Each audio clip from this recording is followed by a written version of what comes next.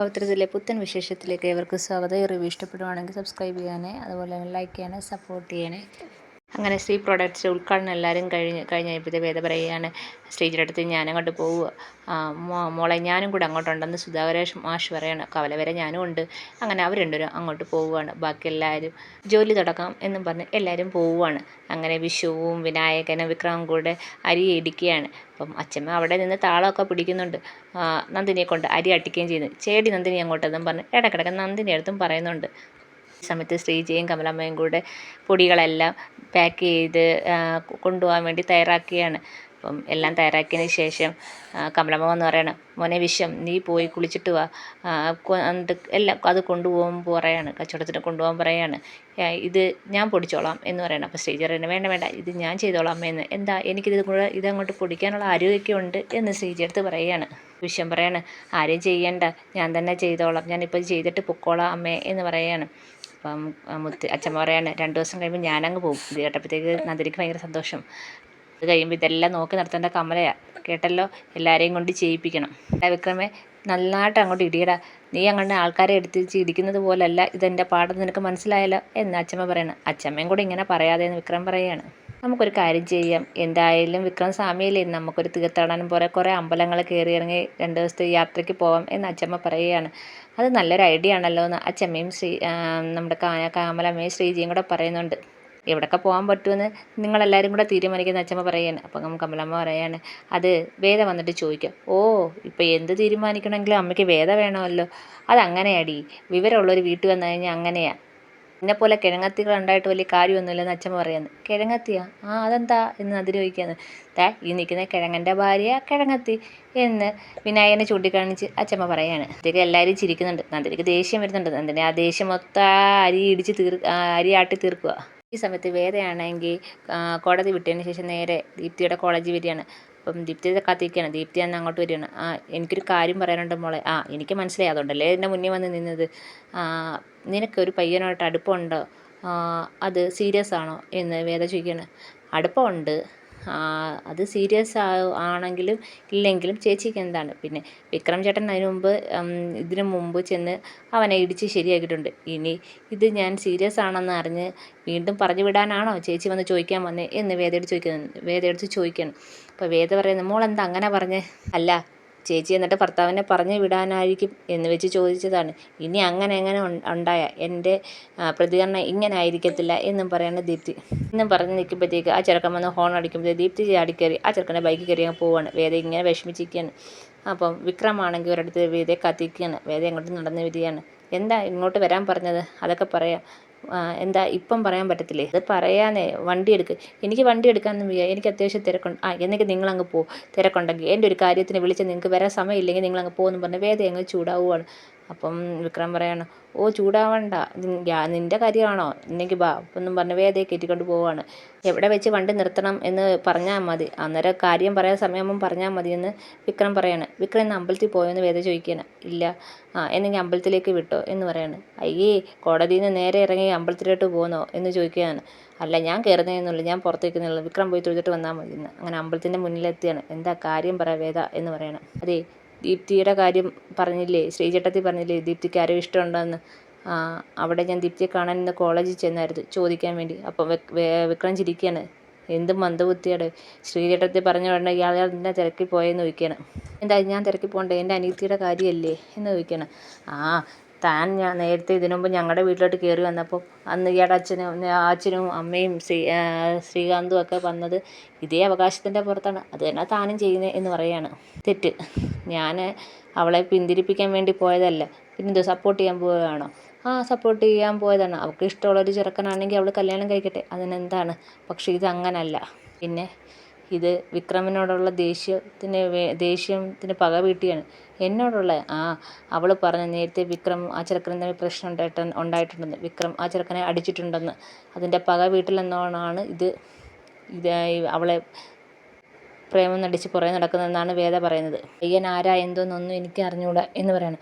അപ്പോഴത്തേക്ക് വിക്രം സീരിയസ് ആവുന്നുണ്ട്. വിക്രം പറയാണ്, താൻ വിഷമിക്കണ്ടടോ, ഞാൻ നോക്കട്ടെ, ഞാൻ അന്വേഷിക്കട്ടെ, ആരാ എന്തുവാണോന്നൊന്ന് അന്വേഷിക്കട്ടെ, താൻ വിഷമിക്കണ്ട, കയറ് എന്ന് പറഞ്ഞ് അവർ രണ്ടുപേരും അങ്ങോട്ട് പോവുകയാണ്. ഈ സമയത്താണെങ്കിൽ വിശ്വത്തിനെയും കാത്ത് അച്ഛനിങ്ങനെ ഉമ്മറത്തിരിക്കുകയാണ്. അങ്ങ് വിശ്വനാണെങ്കിൽ കച്ചവടമൊക്കെ കഴിഞ്ഞ് വരികയാണ്.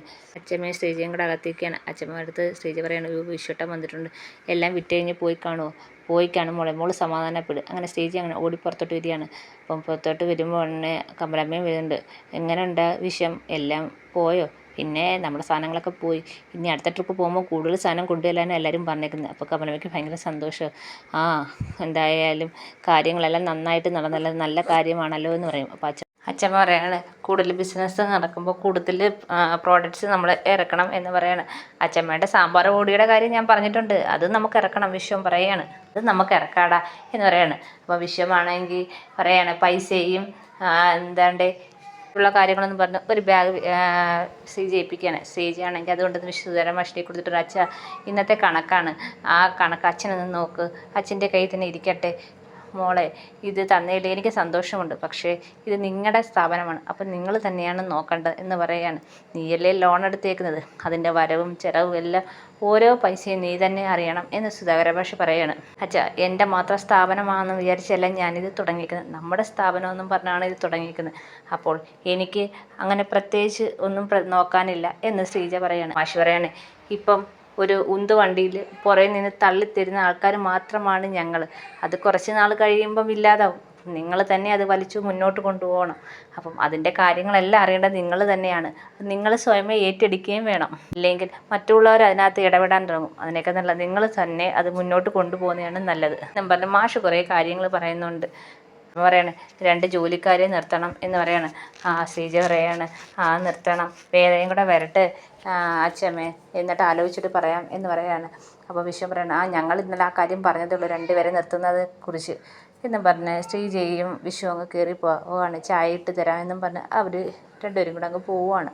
അപ്പം കമലമ്മ പറയാണ്, അവൾക്ക് എന്ത് കാര്യം ഉണ്ടെങ്കിലും ഇപ്പോൾ വേദയെടുത്ത് ചോദിച്ചിട്ടേ ചെയ്യാൻ പറ്റൂ എന്ന് പറയാണ്. പിന്നല്ലാതെ അവളല്ലേ ഒരു ജീവിതമാർഗം ഉണ്ടാക്കി കൊടുത്തത്, അപ്പം അവളോട് ചോദിക്കേണ്ടതെന്ന് അച്ഛമ്മയും പറയുന്നുണ്ട്. കമലമ്മ മാഷിനോട് പറയാണ്, ഞാൻ പറഞ്ഞില്ലേ മാഷേ, വേദ ഈ വീട്ടിൽ നല്ല മാറ്റങ്ങളുണ്ടാവും, ഇനിയും മാറ്റങ്ങളുണ്ടാവും എന്ന് പറയുകയാണ്. അതുണ്ടാവണമെങ്കിലേ ആദ്യം ഇവർ തമ്മിലുള്ള പ്രശ്നം മാറണം എന്ന് പറയുകയാണ് അച്ഛൻ. സുധാകരനും അതുപോലെ തന്നെ വിക്രവും തമ്മിൽ കൂടുതൽ അടുക്കണം. എനിക്കറിയാലോ, അവൻ ചെയ്ത തെറ്റുകൊണ്ടൊന്നുമല്ല, അവന് വേണ്ടിയല്ല അവൻ ഒരു തെറ്റും ചെയ്തത് എന്ന് പറയാണ്. അപ്പോൾ അച്ഛൻ പറയാണ്, അവന് വേണ്ടിയല്ലെങ്കിൽ അവൻ മറ്റുള്ളവർക്ക് വേണ്ടി എന്തിനും ചെയ്യുന്നതെന്ന് സുധാകരൻ മാഷ് ചോദിക്കുകയാണ്. അവൻ കുറേ തെറ്റുകളൊക്കെ ചെയ്തിട്ടുണ്ട്, അതിന് ഒരു കാരണം നീയും കൂടാണ്.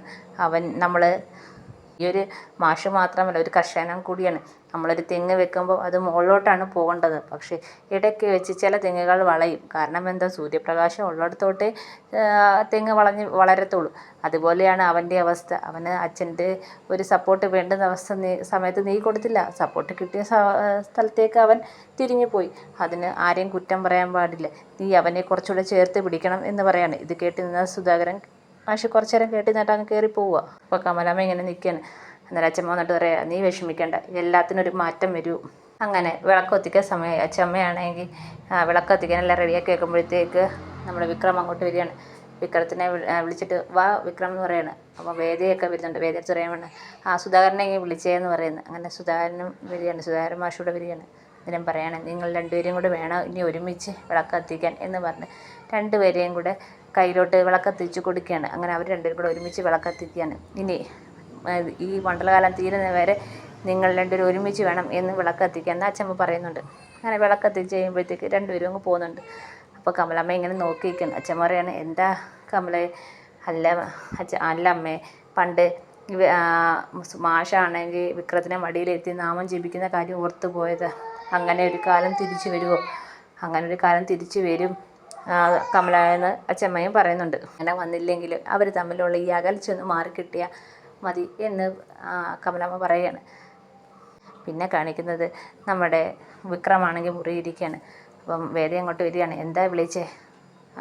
ഒരു കാര്യം പറയാനുണ്ട്, എല്ലാവരെയും മുന്നേ വെച്ച് പറയാനുള്ളതല്ല, അതുകൊണ്ടാണ് നിന്നെ വിളിച്ച്, നീ ഇവിടെ ഇരിക്കുക എന്നും പറഞ്ഞ് വേദ അവിടെ ഇരുത്തുന്നുണ്ട്. എന്നിട്ട് പറയുകയാണ്, നിൻ്റെ സംശയം ശരിയാണ്, ദീപ്തി ഒരു പയ്യനുമായിട്ട് അടുപ്പത്തിലാണ്, അത് നീ പറഞ്ഞതുപോലെ ഒരു ട്രാപ്പാണെന്ന് പറയുകയാണ്. ആ പയ്യൻ ആരാന്ന് മനസ്സിലായോ എന്ന് വിക്രമത്തിനോട് ചോദിക്കുകയാണ് വേദ. മനസ്സിലായി, അത് നമ്മുടെ വാസവൻ്റെ മകൻ വരുണാണ്. അത് കേൾക്കുമ്പോഴത്തേക്ക് വേദയങ്ങ് ഞെട്ടുവാണ്. അപ്പോഴത്തേക്ക് അച്ഛമ്മ വിളിക്കുകയാണ്, വിക്രമിനെ വിളിക്കുന്നുണ്ട്. അതാ വരുന്ന അച്ഛമ്മേ എന്ന് പറഞ്ഞ് വിക്രം അങ്ങോട്ട് പോവാണ്. അപ്പോൾ വേദ ഇങ്ങനെ ആലോചിച്ചുകൊണ്ടിരിക്കുകയാണ്. ഈ സമയത്ത് ദീപ്തി അവിടെ ഒരു ബുക്ക് വായിച്ചുകൊണ്ടിരിക്കുകയാണ്. ദീപ്തി ഫോണിലോട്ട് നോക്കുന്നുണ്ട്, വരുൺ വിളിക്കുന്നുണ്ടോ എന്നാണ് ഈ നോക്കുന്നത്. അപ്പോഴത്തേക്ക് നമ്മുടെ വേദ അങ്ങോട്ട് വിളിക്കുകയാണ്. വേദ വിളിക്കുമ്പോഴൊന്നും ദീപ്തി ഫോൺ എടുക്കുന്നില്ല. 2-3 വട്ടം വിളിക്കും, പിന്നെ അങ്ങ് സ്വിച്ച് ഓഫ് ആക്കി വെക്കും. അപ്പം ഇതിങ്ങനെ ഫോൺ വിളിച്ചിട്ടും ദീപ്തി എടുക്കാത്തതിൻ്റെ വിഷമത്തിൽ ഇങ്ങനെ ഇരിക്കുന്ന വേദയെ കാണിച്ചുകൊണ്ടാണ് ഇന്നത്തെ എപ്പിസോഡ് തീരുന്നത്. എല്ലാവർക്കും ഇഷ്ടപ്പെട്ടെങ്കിൽ സബ്സ്ക്രൈബ് ചെയ്യണേ, സപ്പോർട്ട് ചെയ്യണേ.